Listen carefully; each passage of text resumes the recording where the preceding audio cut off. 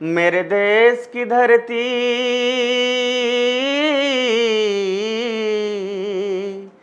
मेरे देश की धरती, सोना उगले उगले हीरे मोती। मेरे देश की धरती, ओ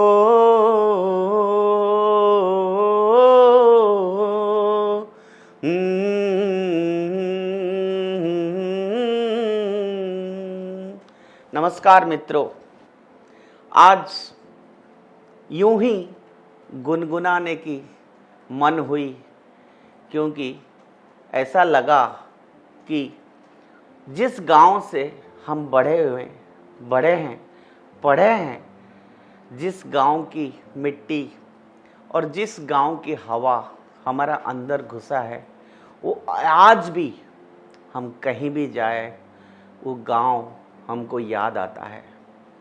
जी मित्रों, मैं हूं दीपक कुमार रथ, उदय इंडिया डिजिटल से आप सबको फिर से स्वागत है। आज मेरे मन में आया, क्यों ना हम आज महात्मा गांधी को याद करें, जिन्होंने कहा था कि जब मेरे गांव बढ़ेगा तो मेरा देश आगे बढ़ेगा। हाँ जी, बड़ी इमोशनल बातें हैं और बड़ा इमोशनल रिलेशन है। ज़रा आप एक बार आंख बंद करके सोचिए ना अपने गांव के बारे में, अपना घर के बारे में।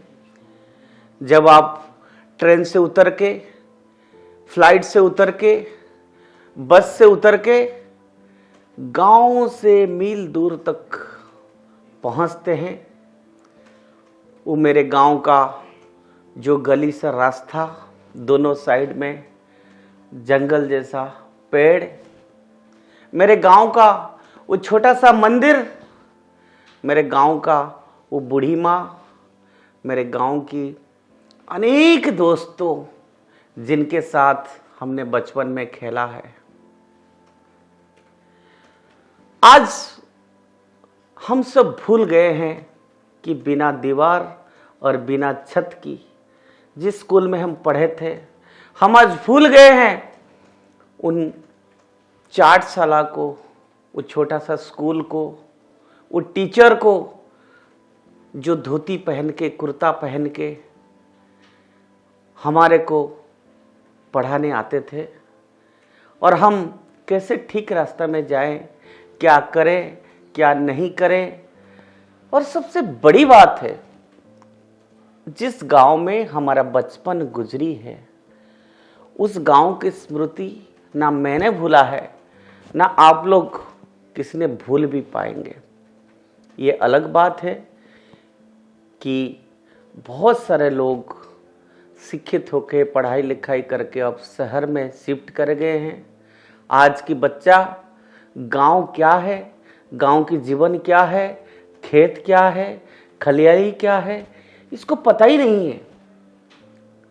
जब समर वैकेशन होता है, हम लोग बच्चे को बड़े शहर में ले जाते हैं, 5 स्टार में होटल में रुकवा देते हैं, बर्गर खिलाते हैं। लेकिन आप थोड़ा याद करिए, उस गांव की चौपाटी पर वो छोटे से चाय का दुकान है, और वो चाय का दुकान में शाम में जब गरम गरम जलेबी बनती हो, गरम गरम पकौड़ी बनती हो, ऐसा गांव, क्या उस गांव की आनंद आज की 5 स्टार होटल में हमारा बच्चों को मिलेगा? ये गलती तो हमारी है, बच्चों की नहीं है। क्योंकि हम लोग शहर में बस तो गए हैं, लेकिन गांव से हम हमारा रिश्ता धीरे धीरे तोड़ते जा रहे हैं, जो कि एक भारत जैसा देश के लिए ये खतरे से खाली नहीं है। क्योंकि भारत का पहचान भारत के गांवों से होता है। और आज मैं आपके सामने ये रखना चाहता हूं कि एक पूरा जो गांव होती है, जो गांव बैठती है, उस गांव में किसान रहता है, पंडित रहता है, धोबी रहता है, कुम्हार रहता है,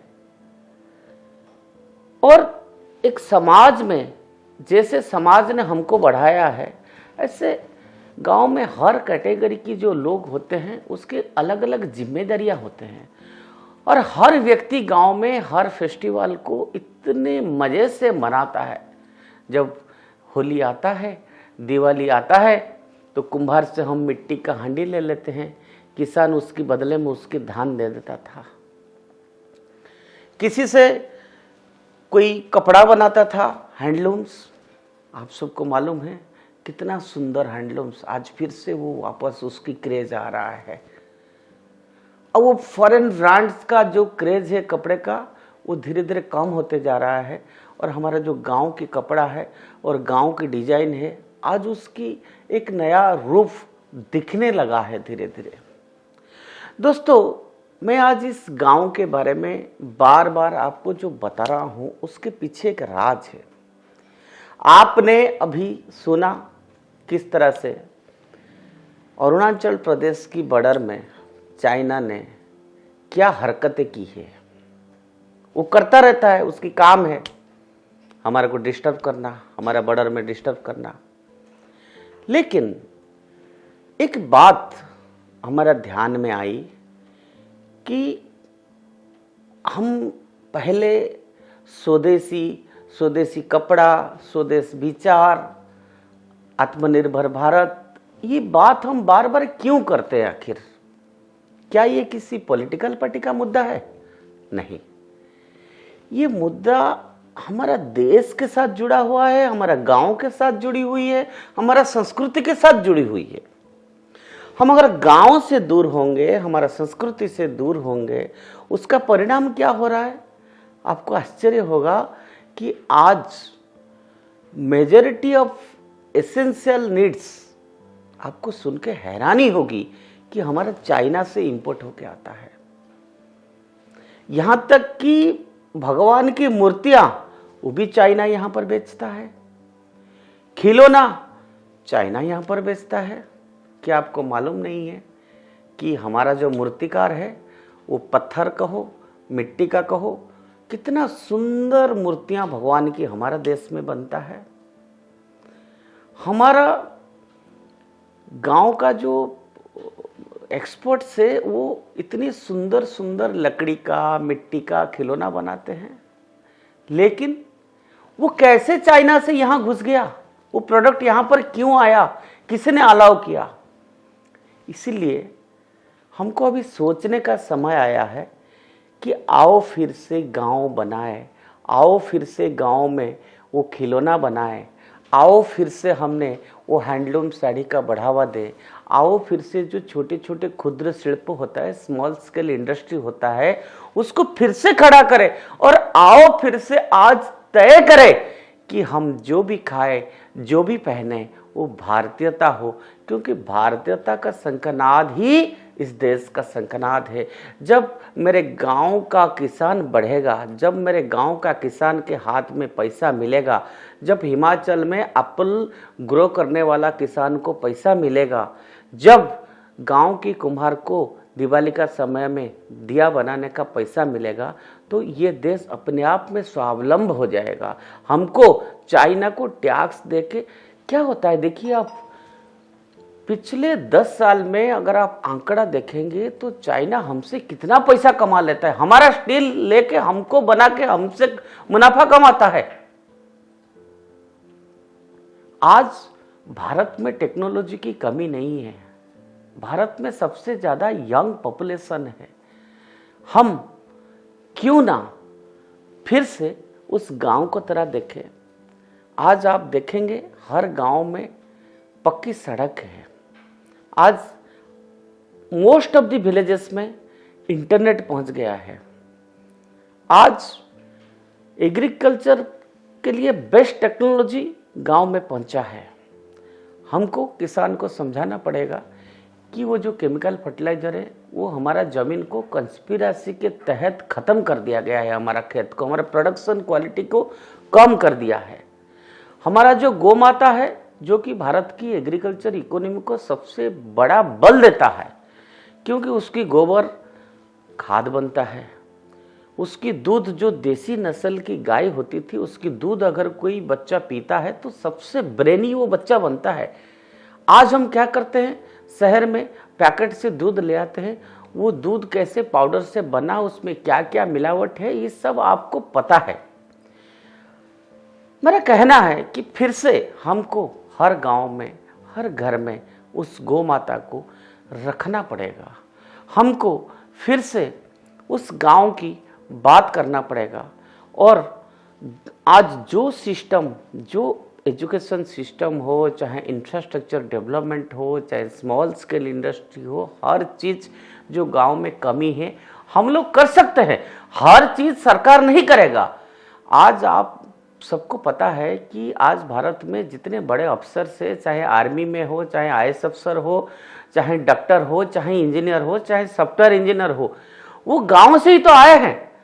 अगर एक इंजीनियर, एक डॉक्टर अपने गांव में, एक डॉक्टर कोई छोटे हॉस्पिटल बना सकता है, इंजीनियर वहाँ पर गांव का रास्ता बना सकता है या नदी का पुल बना सकता है, अगर कोई बड़ा बिजनेसमैन है तो गांव की स्कूल बना सकता है।